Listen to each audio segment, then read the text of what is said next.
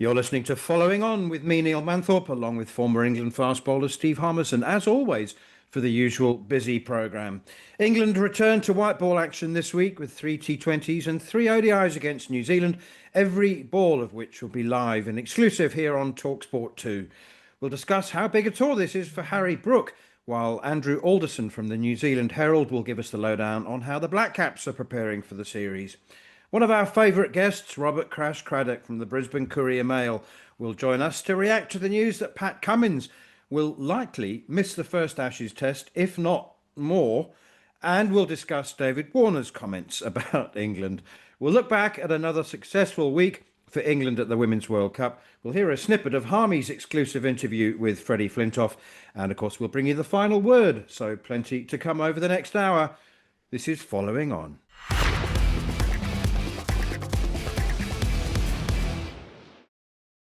Well, Harmy, they refer to it as a war of words. It's very early for the war of words to have started. David Warner claims that England are only interested in winning the moral Ashes. And Zach Crawley has said that the team are well aware that the Australians get very wound up by the term Bazball.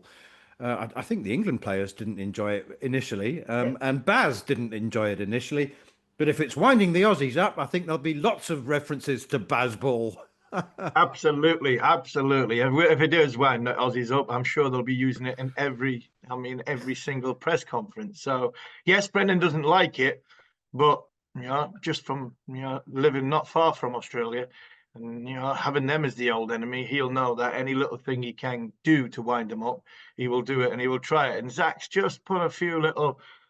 He hasn't put a hand grenade in, but he's just thrown a few bullets on the ground, waiting for somebody's gun to go there to start firing. And Warner, I mean, he doesn't disappoint, doesn't he? He was there to launch the Fox coverage, and rightly so. He's wanting to make a headline. We saying 4-0 and 5-0. It doesn't sound the same when it's not coming out of Big Glenn's mouth, does it? Really, it really doesn't sound the same. So, yeah, he's brilliant, Warner. If you can't get involved in the action, then he wants to be involved in the off-field stuff. And while you've got characters like that in and around the Ashes, it's brilliant. I love Davey. He's brilliant. It's good fun. He's a colourful guy who will want to showcase what he can give to his team, which is he stand there with his pom-poms on, his little skirt, and shout Australia from the top of his voice. So he's done that in the Fox build-up and the promotion of the Ashes, and England will go about their job. I think there's a lot to worry about for Australia at this moment in time. And from an England point of view, I think the last thing they're worried about is David Warner saying they're going to get beat 4 or 5-0. The moral Ashes, I'm not so sure. I think when it comes to it, you watch this series, I look at Australia and think there's nobody in there like David Warner who's going to give it. There's quite a few of the England lot who aren't shy. We've seen that in the summer. Harry Brook will not be standing back. Ben Stokes himself will not be standing back. He'll be front and centre. England have got some players, some spiky players who will get involved in that sort of stuff that David Warner was brilliant at. I look at that Australia side, and Pat Cummins has built a group who are very, very nice guys, but they're not natural when it comes to the sort of sledging, if you want for a better word. So it'll be interesting to see what happens. Does it work for you when David Warner's being the cheeky, chirpy, light-hearted chappy? Because doesn't for me. I think there's just a bit too much history there. Yeah. I mean, it doesn't work for me when he's trying to be a nice guy. It doesn't. Like, David, just keep being yourself. You were a spiky character that nobody liked, and you got in everybody's face. Just carry on, do it, because that's why we love you. But no, he's a wonderful character, and I think that's what the game loves, characters. And the spikiness on the field, I think sometimes does help, sometimes doesn't help. I think it helps the individual. I think it helped David Warner be that character to get him in a position to play the cricket that he was brilliant at. Not for everybody, but it definitely worked for Warner. Okay, Harmy, we need to talk about the snack that comes before the Ashes. And I mean no disrespect to New Zealand, but there will be. I mean, it's the antithesis, isn't it, of of the Ashes. There's a great rapport between the New Zealand, well, boards and teams. I think they respect each other immensely. I think they enjoy playing against each other. And we've got every single ball live and exclusive on talkSPORT too. We've got some late nights and early mornings coming up. So just a quick thoughts on the T20 series, first of all. Does Buttler and Salt, well, in the, yeah, I mean, I presume they, they will continue to open. Ben Duckett, Jofra Arch, and Jamie Smith, of course, all rested. Zach Crawley, I'm intrigued. I'm not sure I've asked you about Zach Crawley being introduced belatedly into the T20 format. There are many that would say that his natural ability to hit the ball cleanly would have gravitated him towards T20 before any other format, but he's making a belated entry. Yeah, I think he's there for, like you say, that the starter before the main. I think he's there for a little bit of batting practice. You would have thought he would have been in the one days, but they've thrown him into the T20s. I look at the side. I've got a side written down here, and I'm trying to work out how I get Zach Crawley in, but it's such a left field pick, and with the Ashes on the horizon, he has to be playing. So it looks like Salt and Butler possibly, do they get split up and Crawley goes in first, or does Zach Crawley go in at number 3? Does he be the one that bats at number 3? And yeah, Cox, Brook, Banton fighting. Well, they're not. Brook's not fighting, but they're looking at the sort of the 3 middle order spots with the sort of the 3 all rounders of Bethel, Curran, and Overton is sort of 6, 7, and 8. So that's the way. There's one going to miss out, and it probably would be Tom Banton, who's in both squads. So for me, Zach Crawley's playing where he fits in because of such a brilliant opening partnership of Brook, of Salt and Butler. It'll be very, very intriguing. So I think Zach has to play. If you're taking him that far and with everything we've come with the Ashes, I think it must mean he's going to play. So it's a very exciting side. It's a side that's going to come up against a more inexperienced, I think, New Zealand side. And I think it's one that England will hope to get off to a good start in this series because, yes, it is a warm-up towards the Ashes. There's a lot of players playing here and a lot of people that are going to be there that are involved in the Ashes. I mean, Mark Wood sort of text back and forward a few days ago, and he's going out on the 23rd of October to New Zealand. So, they're going, all guns blazing to get the preparation right for Australia. And that 50 over squad's got a lot of the bowlers in it. So, yeah, I think it's interesting to see Zach Crawley in. So I'm assuming he's going to play, and I'm assuming he's going to fit in between Salt and Butler. And a reminder, you'll be able to hear live and exclusive commentary of the entirety of England's white ball tour of New Zealand here on talkSPORT 2, with the first T20 getting underway on Saturday morning.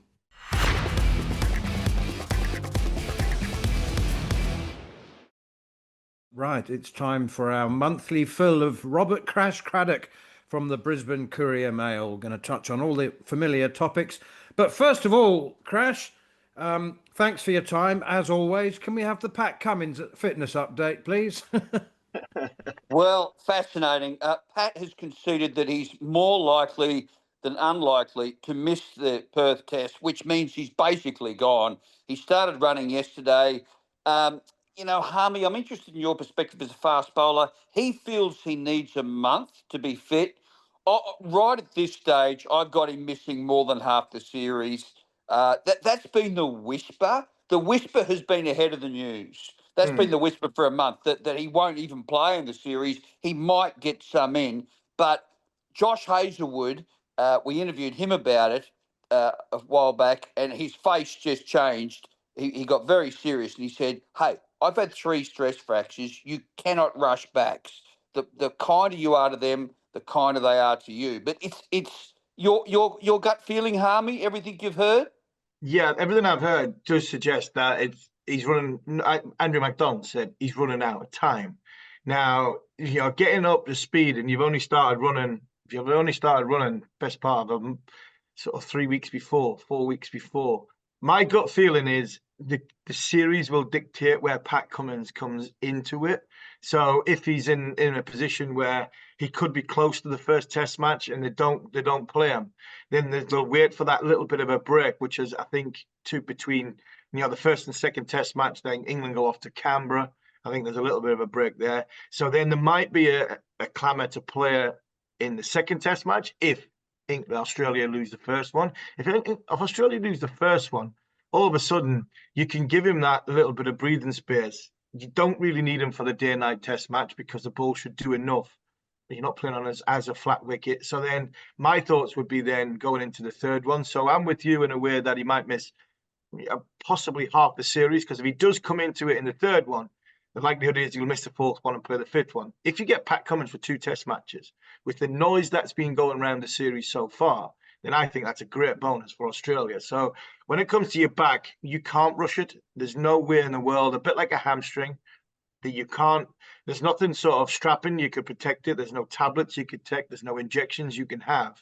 You have to build the process up through the volume of bowling, going through first, second, third, fourth, fifth gear.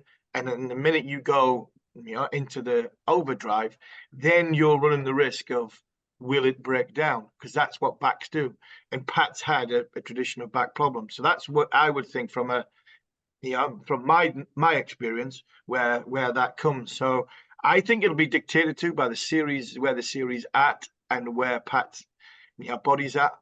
McDonald said he's not far away, but he's running out of time. That would suggest that he's in their thoughts. They've not ruled him out, and it would be.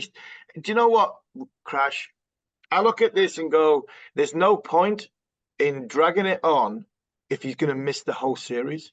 From Australia's point of view, I don't know what you think and what the noises are coming from back there. It would make more sense to me if Pat Cummins was going to miss the whole series, to rule him out now. He's not going to play. Then every press conference, nobody's asking questions to Steve Smith as an Australia captain and putting pressure on. We've been in this. How many times have we been in this situation before, Crash? When England have come over with 25 players because 3 or 4 of them are injured, and all we want to do is the negative thoughts of taking the negative mindset of he's injured rather than thinking who's fit. So for me, I would rule him out if he can't play in all 5 Test matches. The thought that he's in the conversation for me means he potentially could play maybe 1 or 2. Oh, Harmy, it's such an intriguing issue because I mean, if he's ruled out, Australia will have a bowling attack of all players average between 34 and 36. Now, I live in Brisbane, and we went for more than 3 decades before without losing a Test, Australia in Brisbane. But India got us a few years ago. Then the West Indies won here the last Test of the summer. And you know why? Because our ageing attack was fading a bit. And this is a couple of years ago. So there's an open door there for England because Scott Boland's 35. He won't be playing all these series or all the 5 Tests. It will not happen. So, and there's no one behind him, Harmy. If I was the England captain, all right, and you could have one wish now, I'd tell you what that wish would be. In the first Test, to make more than 380 in your first innings and keep Australia in the field for 4 sessions. And if there's a little niggle to one of the bowlers, it opens up this Pandora's box of opportunity because there is very little depth. We talk a lot about potential replacement for Pat Cummins, and there's a lot of seamers knocking on the door. Obviously, Scott Boland's there, but what are the chances that Cameron Green and Bo Webster share the third seamer role, and they play both all rounders? Is that on the cards? Well, the bad news with Webster is he's injured. He's got an ankle injury. And he's missed his second Sheffield Shield game in a row. He hasn't been cited, so he's in doubt matters. However, no, they will pick a specialist seamer. Boland will be in that role, but he's got a slight knee injury. And I don't have to tell you, Harmy, as a fast bowler, the pressure that goes on that front knee if it's not quite right. And I quite enjoyed Mike Atherton's column the other day where he said, "Oh, England aren't scared of bowling. They took him for 5 and over in England." And there is that feeling that Pasball can get him a bit because he bowls to that one line, one length, and if you go at him pretty hard, you might just get lucky. So It's fascinating. It really is. People over here are giving England a genuine chance this time, and they haven't won a test over here since 2011. Now, that's a long time ago. So, but there's just, gee, the interest is high. I've got to say it over here. Picked up fish and chips half an hour ago, Harmy. Two people were in the Chippo come straight up and we were chatting away and everyone's, talking about Cummins. It's wonderful. It is. I mean, it's the same here. Everywhere I go, are you going? First thing is, are you going to Australia? And then the second one is, do you think they've got a chance? And it's the first time, I think, realistically, since 2010-11, that I've believed England have got a chance. You see it before every series that they've had before, but they've not had much of a chance. And I think a few factors in this. I think England have got a decent team and they've got a decent method on good pitches, what would be in Australia. And two, I don't think this is the best Australian team England will have played probably since 10-11. So you mentioned before, if England bat 4 sessions, look to get 380. If England bat 4 sessions the way they've been playing, they'll get 580, and then Australia are under pressure. So I think with that, I think England, when it comes to it, you talk about England don't fear Australia. I don't think there's a fear in the world anymore with like the younger generation and the way the players go. But I look at, and I read your piece a few days ago about Mitch Marsh, characters like that going up against England, spiky characters in your face, somebody that's going to come back at you. I think they're good characters to have against England because England get in your face a little bit like the old Australia side. I'm not saying the bullies, but when Australia used to get in our face, in the early 2000s, England more often than not capitulated, and probably until about 2005. And I think England are a bit like that. McCullum's like that, and it'll be interesting to see if England go Australia, how Australia come back at them. They've got to have characters. Would you go with Mitch Marsh as an all-round?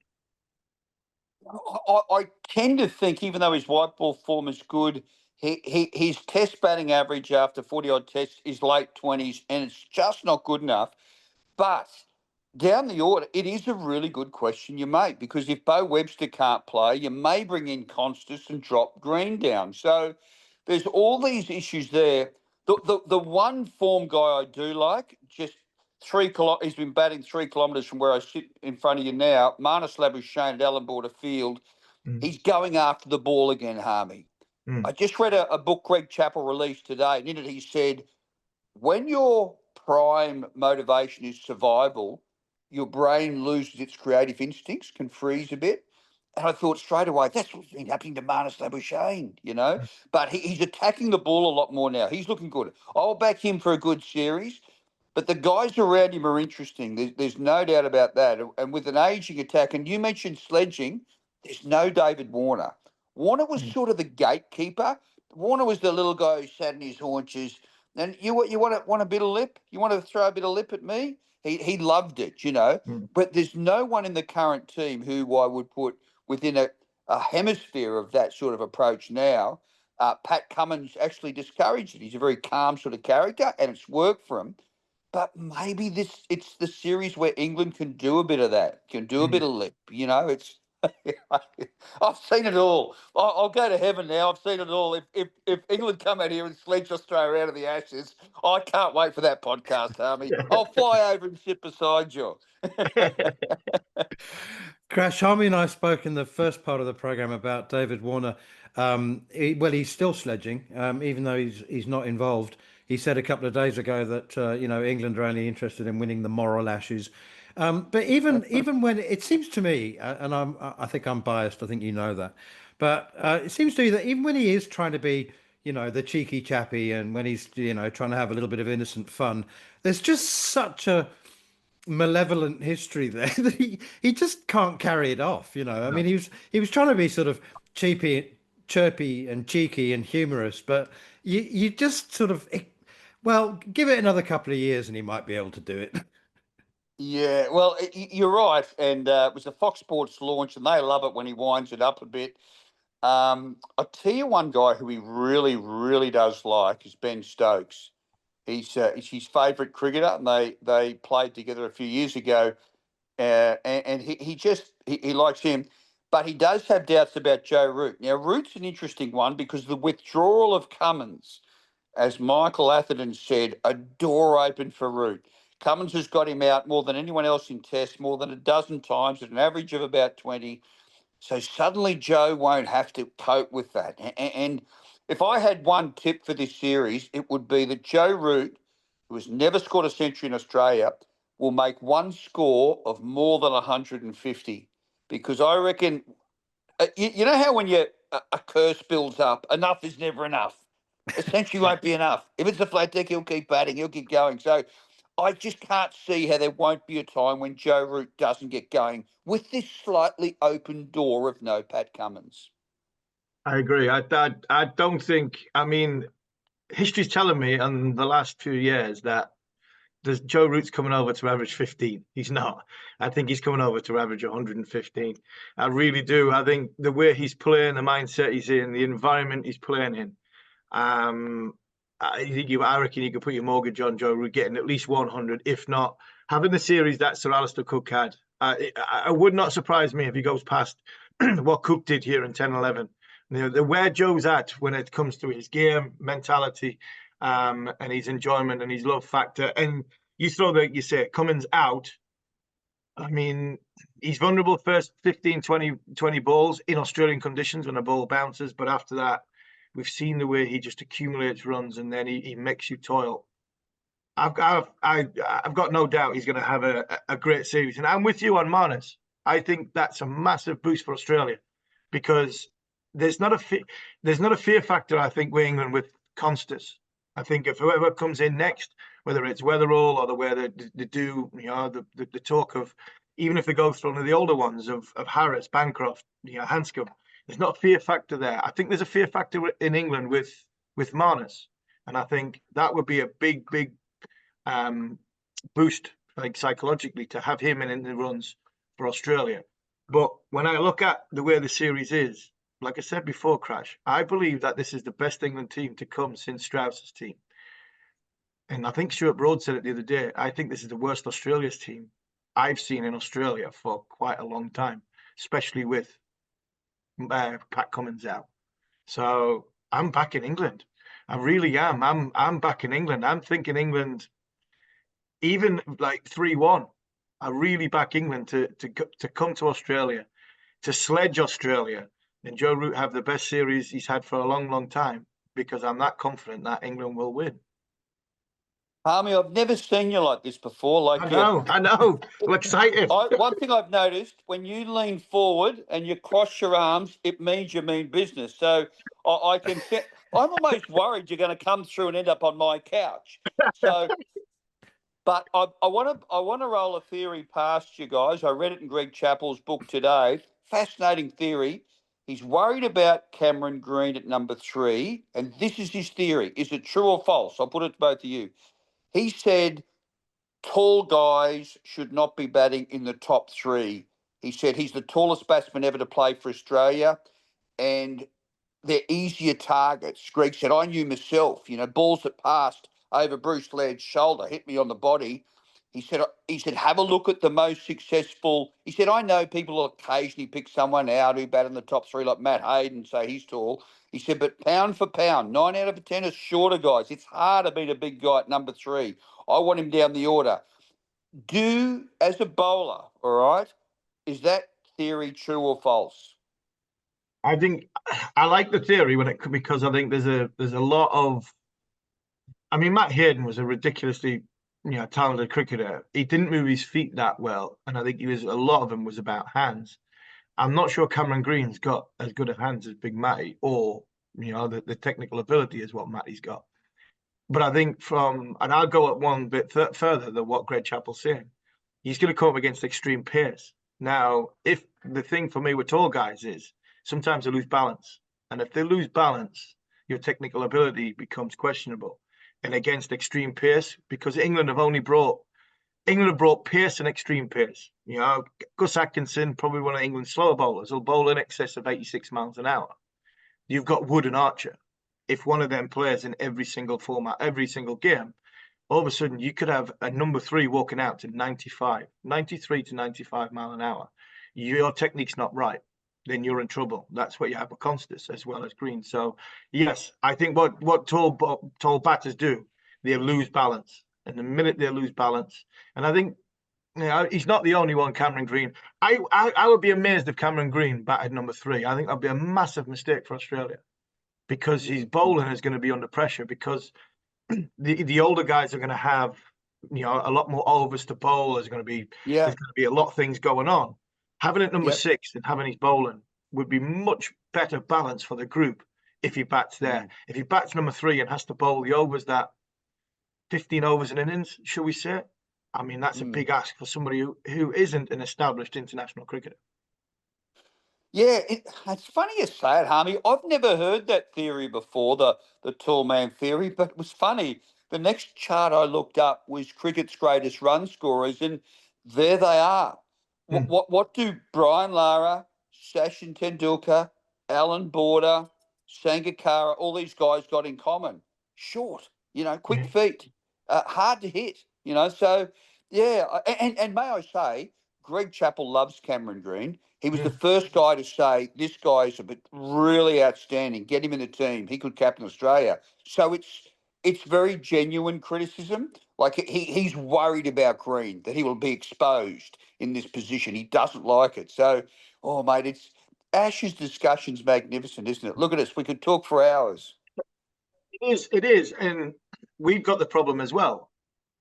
We've picked a player. We've picked a player for the last 3 years who's averaged 30 in Test match cricket. Well, 29 in first class cricket, 30 in first class cricket, and 29 in Test match cricket. And he's 6'5" and he's opening the batting. And we're telling the world that we've picked him for Australia and Zach Crawley. So Zach's got some technical faults because of the size he is. And you're right. The vertically challenged batters are always the ones that seem to score the most runs. It's ridiculous. Sorry, Crash. As you said, you can talk for hours, so I'm gonna butt in and just ask you. I rather uncharitably described New Zealand as England's hors d'oeuvre, and with Andrew Alderson, and he agreed actually. Australia's hors d'oeuvre is India for a white ball series. So I'm really intrigued about how that's going down. Is that going to? Obviously there'll be big crowds. There always are. But will Australia play a B team? Oh yes, a little bit of a B team. Yeah, they will because their top players. They want them in the Sheffield Shield. It's Virat Kohli's out and Rohit Sharma's out. They start on Sunday. They should be box office, but it's very much the cash cow before England arrive. So yeah, so that's happening. But all the talk is on the Ashes. I read a lovely story on Andrew Flintoff before in his one-man show that he's putting on. And he talks about having, 16 pots the night before a century against South Africa. And I thought he said, I may be wrong, but I thought he said, Harmy, you were with him. And I only had 13. I was 13. Talk us through that. He got the 100 again. We decided that at the end of this is a true story. We decided at the end of day 1, after the first Test match when Nasser Hussain relinquished the captaincy and Graeme Smith got 200, and there were 400 and odd. Manners will tell me the numbers. 400 and odd for one in the first Test match. And at the end of day 1 at Lords, I think we were something like South Africa were 2 down for about 400 again, and Graeme Smith had been dropped on 8, and he was now about 185 not out. So we decided to have one to drown our sorrows, and then we had one turn into 2, turn into 3, turn into 4, and then we had another one, and then we went and bowled the next day, and South Africa got 600 and whatever. England were 2 down for not very many, and so we decided that, well, we might as well have one. We ain't going to bowl again in this Test match. So we had another one, and then we had another one. And then from 7 o'clock, the lads were going in and then coming out after dinner. And we were still sitting there. And I think it was about 1 o'clock in the morning when the barman said, you might as well go to bed now because there's no lager left. And we'd had a few. and then two wickets dropped quickly. And Flintoff walks into bat with a slightly dusty head and a bit hungover. and then belted Mackay and Tini all round loads. Well, Mackay got 10 for in the match, but he got 10 for 220, I think it was. And Freddie got 100. And I was at the non-strikers end when he got to the 100. And we looked at each other and went, anybody that discourages us about drinking, we needs to have a good hard look at it. You know, we had a good drink last night, and I've just got 100 at Lords. Thank you very much. Oh, that's one of we your had brilliant fun in the middle. But the reason why we had a little bit heavier drink is because, well, in my terms, I was never going to bowl again in a Test match. In his terms, he was only going to bat, and it did him the world of good because he got 100. So he repeated it once or twice more, but not to the level that we did that day. What a story! Oh, that's the best on ground enough, mate.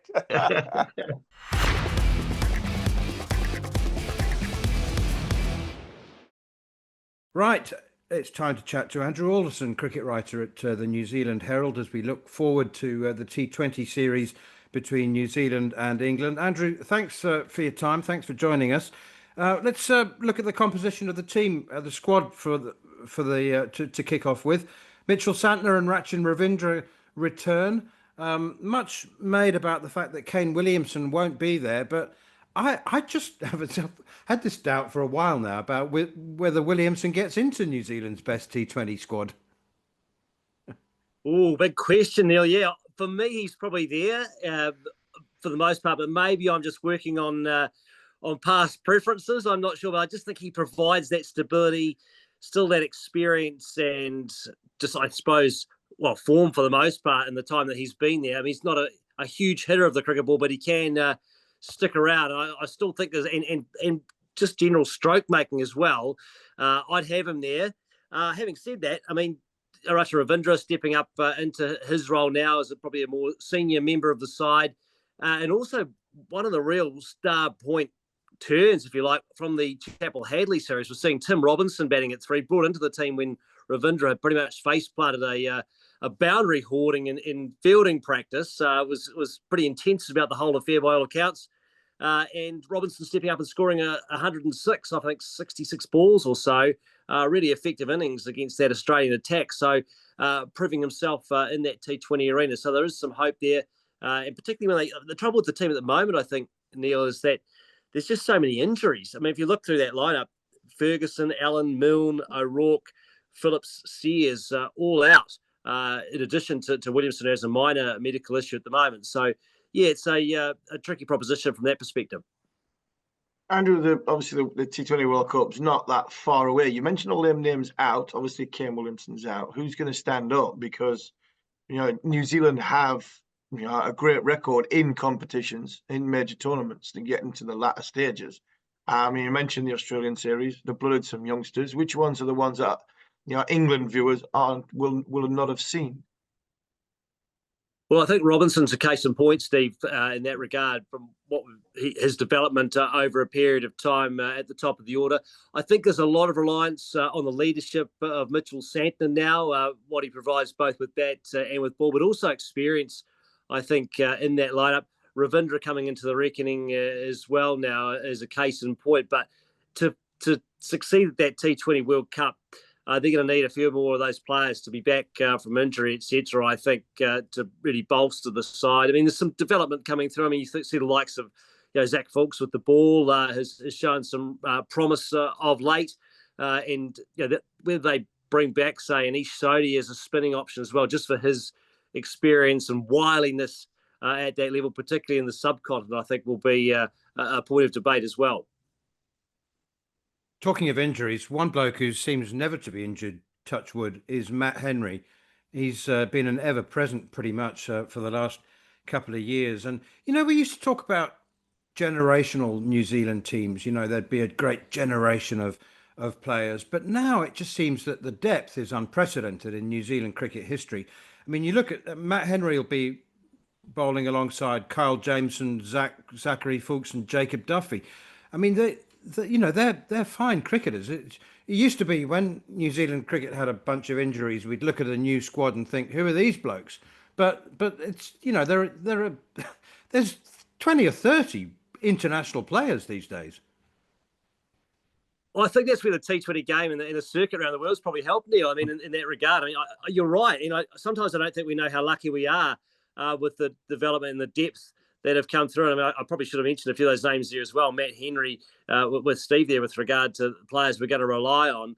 I think that, and Jameson too. I mean, now that he's back to fitness, and I think that when it comes to relying on having that depth at their disposal. I mean, it is pretty much unprecedented that people can step into the realm, and that's where being able to go around the world and learn off other players has certainly helped fashion this team into one where there's less fear when someone is injured that someone else can't step up. I mean, I should mention too Daryl Mitchell there as well as someone who's been a real, I guess, mainstay of the side in every format over the last few years. Players who really had to do their time at provincial level first before excelling at that top table.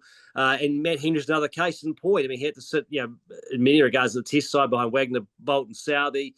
There were others in the mix as well over a period of time who he had to sit and wait. And there weren't a lot of injuries there for some years. But he's excelling now and really has leading that attack effectively. Andrew, me and Miles are just talking before we spoke to you there about England 3 times in 3 years now coming to New Zealand, whether it's red ball or white ball. It works for both parties, doesn't it? New Zealand, I know we've got a New Zealand coach, but it seems as though the sort of the mix of England coming to New Zealand, it works. Decent crowds. You just had Australia there. How are the New Zealand public ready for England this time, because it's a different format? We've been there for the red ball stuff, but it just seems that match between the two boards seems to be a healthy one. Oh, I think so as well. I mean, it certainly works for New Zealand. It's great to have England on these shores and also being able to go away and play in England. I mean, who's going to turn down the opportunity to that? I mean, that's just one of that. It's still the ultimate destination, really, when you're growing up as a cricketer in New Zealand, England, and Australia. Probably the cases in point is places people want to play, and so I think that does work well between the boards. I think, just as a note, I mean, this is more of a satellite issue on Saturday. It's a bit unfortunate. You got this opening game of the series. People have bought tickets for the match at Hagley Oval, but from what I understand, Sky Sport, who are obviously competitors against TVNZ, who have the cricket rights, they're putting the rugby on at exactly the same time in exactly the same city, 3 k's down the road. So people don't really have the opportunity to go to both, which is a bit of a shame. On that night, I think Canterbury playing Hawke's Bay in the NPC Rugby Championship semi-finals. So that's a bit of a downside to that, because you really want to maximise your crowd. And I think there's such a sort of if you're talking maths at school, those Venn diagrams, there'd be a certain amount of the audience would want to go to both and certainly watch both live on television on a Saturday night. So hopefully people can get over that, and that cricket will still benefit from having England, and hopefully the weather plays ball as well. It's always slightly risky, probably like I don't know, April in England.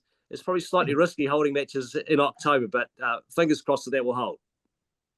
Andrew, that's staggering. That has to be deliberate. I was going to ask you something else, but I think it probably what's is. What's the backstory behind that? That's unbelievable. Yeah, I think they well, my understanding is Canterbury Rugby they wanted the game in the afternoon, so they'd get the take from the ground as well. But Sky went for budging, at least for now. Maybe something can change in the interim. But you could have had a walk-up crowd at both, and people doubly happy. So effectively, the fan is placed third here behind, I don't know, TV. It's not really TVNZ's fault. They've already scheduled the games miles out. So it's just an unfortunate set of circumstances that you're going to potentially miss some of the crowd that you could have had at both fixtures. Wow. Actually, I was going to ask you about New Zealand cricket. That was my reaction too. I was going to ask you about New Zealand cricket, who I have always held at the very forefront of innovation and creativity when it comes to contracting. And the first board around the world that said, look, we can't compete with the IPL. We can't compete. We're going to have to work with the players and have this kind of mutually beneficial relationship. And I've always been very impressed with that. I just wonder whether some people think it's gone a bit far now. And also, it's probably the wording, this casual contracting. There's now 5 players on casual contracts, which I think is slightly unfortunate terminology. But how do you sort of feel about that? I mean, is there a sense that some players are beginning to put New Zealand cricket very much second in their priorities now? They're not talking that way, naturally enough, but I think it is unfortunate as well. Casual contracts and how it's phrased, etc., is that pick and choose element to it. It's been a really successful model for so long, though, Neil, and I think that it's gone from strength to strength in the past decade or so. But I now wonder, in the last year or so, once you've got players of the ilk of Williamson turning to a casual contract, whether it is fit for purpose and whether they need to reassess how they mould that. I think it's dictated to by the wider auspices of the game, if you like. So with the International Cricket Council, the players are, the circuits are everywhere in the world all the time, back to back. They almost need to, not almost, I think they need to create these global windows, or international windows, much like football has.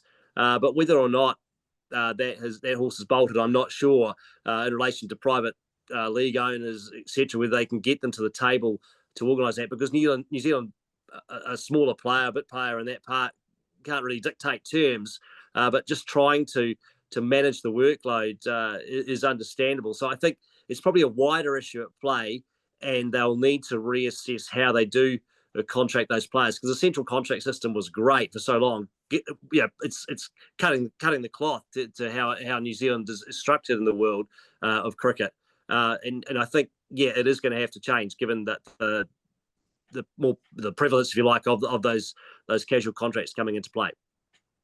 So is it easier for these players to sort of, I know the casual contracts are, I mean, the way the players and the board, the relationship has been very, very good in the past. Are the New Zealand board worried that some of the younger players are coming through are looking at these casual contracts, and then will that have a ramification on New Zealand cricket in long term, because they have had such a great relationship? But if there is, and there always has been, 1 or 2 players like the ultimate stars, like Brendan and Kane and the fast bowlers alike. But are they worried that one of the young players does it, and that really sort of opens the floodgates? Oh, very much so, Steve. I think that's certainly a case in point at the moment. If you look at the likes of, Finn Allen coming through the ranks in that scenario, younger players now, the expectations, and once you see that as a player coming through, once you see a precedent, it's going to be hard to turn that back. So I think it's going to become even more of an issue as time goes on, because initially it was almost like a what's the clause? Where you had it's called the Ghetto law in Australia with rugby, where you have to play a certain number of games before you even qualify to be considered for that sort of arrangement. But that seems to be wavering now, and once that wavers, I wonder if the floodgates might open, and you end up with a scenario where it's hard to control. Andrew, thanks so much for your time. It's been brilliant to talk to you. Enjoy the tour. It's all about the atmosphere and I suppose the gate money. I was going to say, we can talk about T20 World Cups, but it's the special relationship, isn't it, between New Zealand and England? It is, and it's a lovely series. It's just, you've got to seize these opportunities while you can with England in town, and of course with the Ashes just around the corner. I mean, we're, as New Zealand fans, I think, or as cricket fans in general, we're all fascinated to see how that contest is going to go, and this is very much the curtain raiser, the entree, if you like. But I'm just fascinated by that as much as anyone, I think, and as to how those two types of cricket will go together. And in Australia this year, it's that could be quite the contest. It's two teams that just I think compare quite well to each other, really, and where the Cummins is going to play and all these other factors. Anyway, you guys will be talking about that ad nauseam, I'm sure, but it's fascinating for us as well, and great to have England on these shores in the meantime. Yep, Don't take it personally, but you are nothing but an aperitif. Yeah, I say hors d'oeuvre at best. Yeah.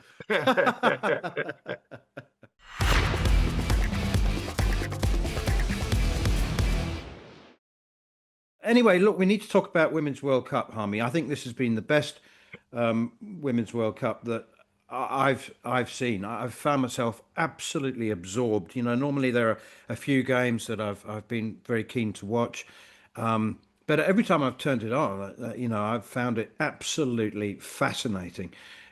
England made it 3 wins out of 3, looking, I think, very, very strong.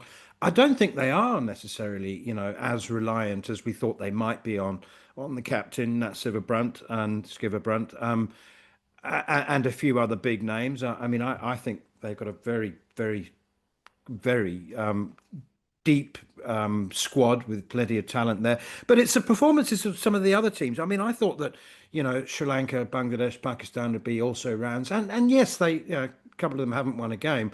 But, gee, Bangladesh almost beat South Africa. South Africa beat India. Pakistan had Australia 76 for 7.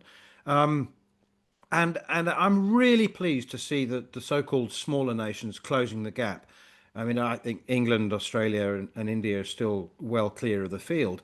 I guess South Africa, you know, it was a sort of top 4. We thought they'd be obvious semi-finalists, but India might struggle now. One more upset. Anyway, it's been full of highlights. England have been very good. Australia, despite being rattled by Pakistan, have also looked extremely strong.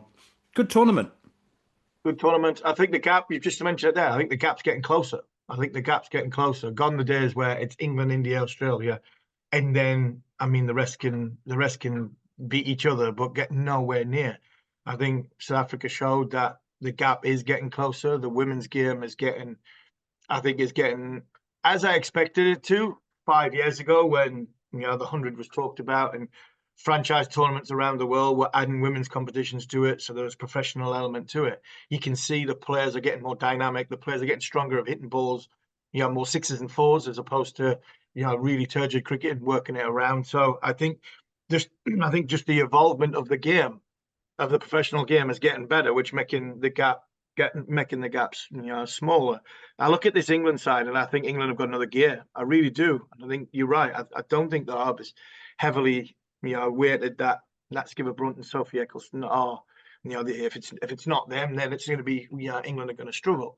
I think they've been very, very good team collectively. I think you can see Charlotte Edwards' stamp on a team when it comes to the energy in the field and everything that goes with it. There are a lot, you know, kind of the, you know, you remember the back end of the summer, they dropped 7 or 8 catches in one game. All of a sudden, there's a slickness to, you know, the England cricket team, and I think what that does is it means that when Nat Sciver-Brunt is her usual self, there's not a massive gap between her score and everybody else's, you know, so that will then propel the team score to a more competitive, if not more, you know, a winning position. And I think because of that, you've got to fancy England to go, especially the way India have gone. They're hanging on just to get into the sort of the knockout phases.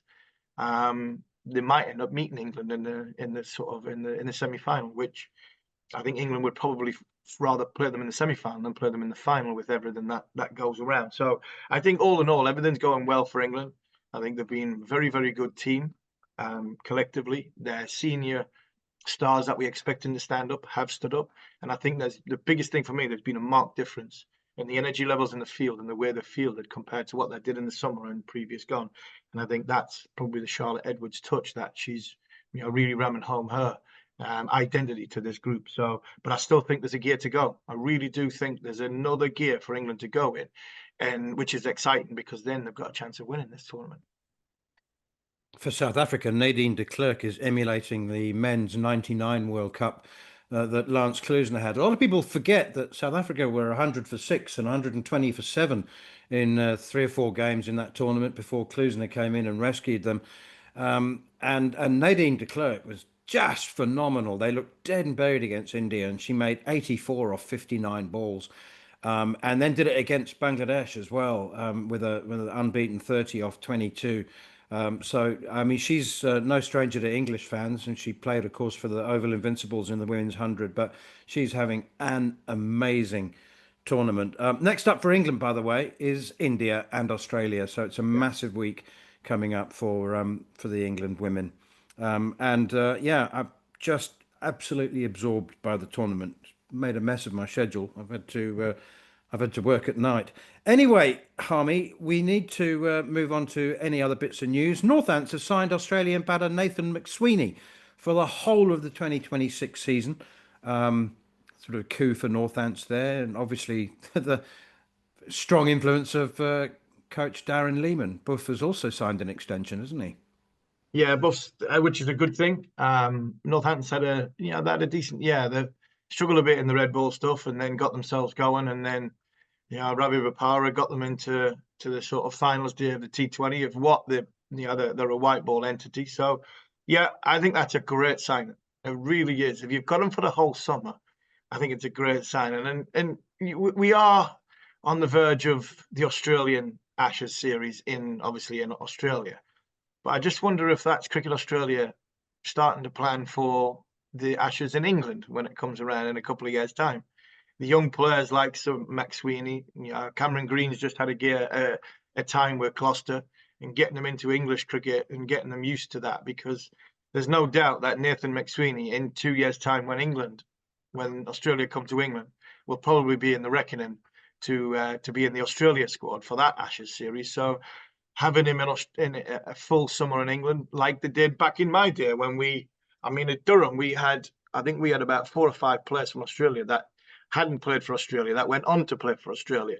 Like say a young Simon Cattage, Martin Love, Brad Hodge, thinking even Davey Warner himself came and played some T20 for us, and Mike Hussey. So all of a sudden, the forward planning might be there from Australia, and Nathan McSweeney, because he's there for the whole season, is a brilliant signing for Darren Lehman and for Northampton.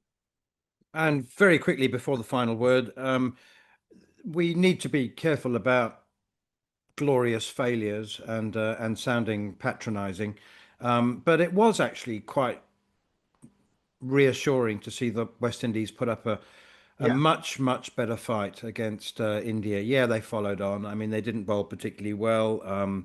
Hundreds for Shubman Gill and Yashasvi Jaiswal, but they made 390 in the follow-on innings and then took 3 wickets, so they lost by 7 wickets.